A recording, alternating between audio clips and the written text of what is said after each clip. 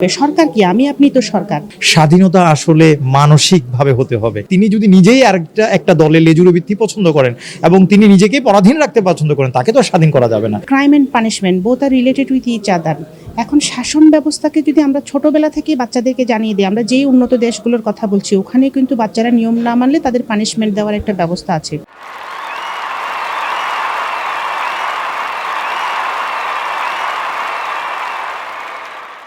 অপরাধ প্রমাণ তো হচ্ছে একটা প্রসিডিউরাল প্রসেস। তো এন্ড অফ দ্য জাজমেন্টের আগ পর্যন্ত আসলে মানে আমরা কাউকে অপরাধ হিসেবে বলতে পারি না অ্যাজ এ প্রফেশনাল লয়ার বা অ্যাডভোকেট।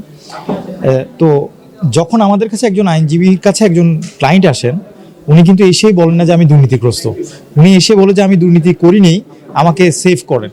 তো ওই দৃষ্টিকোণ থেকে আসলে একজন আইনজীবী হিসেবে তার যে সহযোগিতা করা দরকার, সেই সহযোগিতাটাই একজন আইনজীবী করে থাকেন। তো প্রশ্ন হচ্ছে সেকেন্ড পার্টে, মানে উনি প্রমাণিত হওয়ার পরে আইনজীবীরা আর পরে সহযোগিতা করবে কিনা।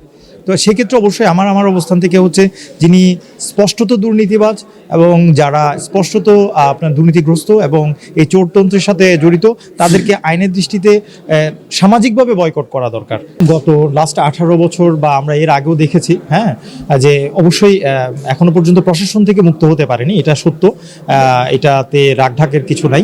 মাজদার হোসেনের যে মামলার পরিপ্রেক্ষিতে আমরা যে বিচার বিভাগের যে স্বাধীনতার কথা বলা হয়েছে, ওই স্বাধীনতার সর্বোচ্চ যে রায়ের যেই প্রতিফলন হওয়ার জন্য যে রায়ের যেই নির্দেশনাগুলো দেওয়া হয়েছে, যে সাজেশনগুলো দেওয়া হয়েছে, এই সাজেশনগুলো স্টিল নাও এখনো পর্যন্ত কার্যকর হয়নি বিধায় এখনো পর্যন্ত প্রশাসন থেকে আমরা বিচার বিভাগকে এখনো পর্যন্ত মুক্ত করতে পারিনি। এখনো যেভাবে স্বাধীন সচিবালয় থেকে শুরু করে আরও কিছু সাজেশন, সেগুলো এখনো হয়নি, সেগুলোর জন্য কাজ করছে। আমরা সবসময় দাবি জানিয়ে আসছি যে বিচার বিভাগের স্বাধীনতা। এখন স্বাধীনতা মাস্টার হোসেন মামলার যেই নীতিমালাগুলো, যেই ফলাফলগুলোর কথা বলা হয়েছে এবং যে নির্দেশনাগুলো দেওয়া হয়েছে, এইগুলো যতক্ষণ পর্যন্ত বাস্তবায়ন হবে না সমাজে, ততক্ষণ পর্যন্ত বিচার বিভাগকে সম্পূর্ণ স্বাধীন হিসেবে বলা যাবে না। তার উপর আরেকটা কি পয়েন্ট হচ্ছে, স্বাধীনতা আসলে মানসিকভাবে হতে হবে। আমি আসলে কার থেকে স্বাধীনতা, আমি নিজ থেকে স্বাধীন হতে হবে। একজন বিচারককে তো এসে বলে দেওয়া হয় না যে তুমি পরাধীন, তাকেও তো মানসিকভাবে তিনি যদি নিজেই একটা দলের লেজুর ভিত্তি পছন্দ করেন এবং তিনি নিজেকে পরাধীন রাখতে পছন্দ করেন, তাকে তো স্বাধীন করা যাবে না। তো স্বাধীনতা আগে নিজে মানসিকভাবে স্বাধীন হতে হবে, আর পরবর্তী হচ্ছে আপনার প্রশাসনিক এবং যে সাংগঠনিক এবং সাংবিধানিক স্বাধীনতা। আমার কাছে মনে হয় কি, মানে দুর্নীতি একটা সামাজিক ব্যাধি।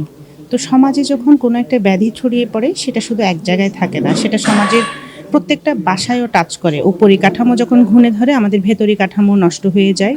আমরা দেখতে পাচ্ছি এই যে আমরা বলছি ডিভোর্স হচ্ছে, তারপর বিবাহ বিচ্ছেদ বাড়ছে, নারী নির্যাতন বাড়ছে, শিশু নির্যাতন বাড়ছে, এগুলো সবগুলো কিন্তু দুর্নীতির একটা প্রভাব।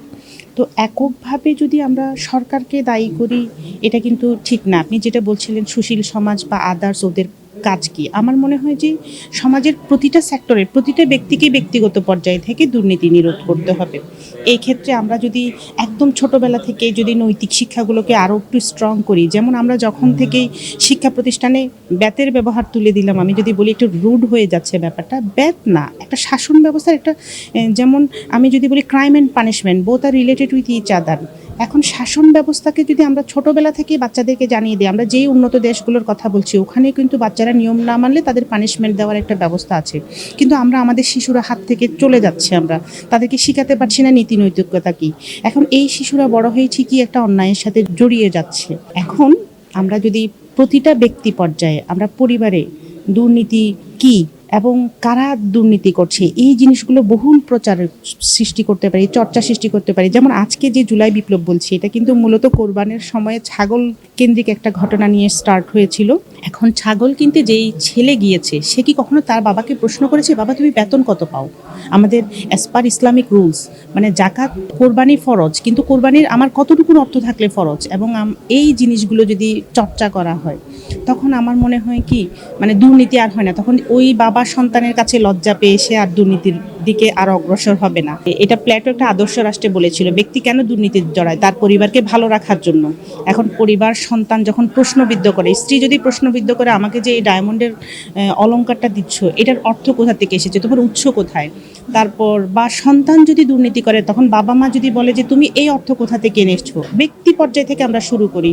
তারপর আমরা যদি দেখি যে বৈষম্য বিরোধের আন্দোলনের পরে হঠাৎ করে একটা হিড়িক পড়েছে যে আমরা বলছি মব জাস্টিসের মাধ্যমে টিচারদেরকে পদত্যাগ করানো হচ্ছে। আমরা কি একবারও তদন্ত করেছি ওই টিচারদের ব্যক্তিগত জীবন কেমন ছিল, তাদের পেশাগত জীবন কেমন ছিল? তারা কি আদৌ দুর্নীতিগ্রস্ত সরকারের পেটুয়া বাহিনী হয়ে ছাত্রছাত্রীদের, অভিভাবকদের বা প্রতিষ্ঠানের আদার্স তার সহকর্মীদের উপরে কোনো অত্যাচার করেছে কিনা? এই জিনিসগুলো মনে হয় আরও বেশি খতিয়ে দেখা দরকার। এবং আমাদের সমাজের প্রতিটা সেক্টরের সবাই যখন ব্যক্তিগত পর্যায় থেকে সচেতনভাবে নীতি নৈতিকতার চর্চা করব, আলটিমেটলি রাষ্ট্রের সরকারও ওভাবে গড়ে উঠবে। সরকার কি, আমি আপনি তো সরকার। এখন আমি আপনি নিজে যখন দুর্নীতিমুক্ত হব, তখন রাষ্ট্র আলটিমেটলি দুর্নীতিমুক্ত হয়ে যাবে। তো আমার মনে হয় সমাজের সবারই এই পর্যায় থেকে নিজ নিজ অবস্থানে থেকে কাজ করতে হবে। তখন আমাদের আর সুশীল সমাজ কেন করছে না, ও কেন করছে না, রাজনৈতিক দল কেন করছে না, আমরা যে দায় চাপিয়ে দেই, ওই দায় চাপিয়ে দেওয়ার ট্রেডিশন থেকেও আমরা মুক্ত হয়ে আসব। ধন্যবাদ।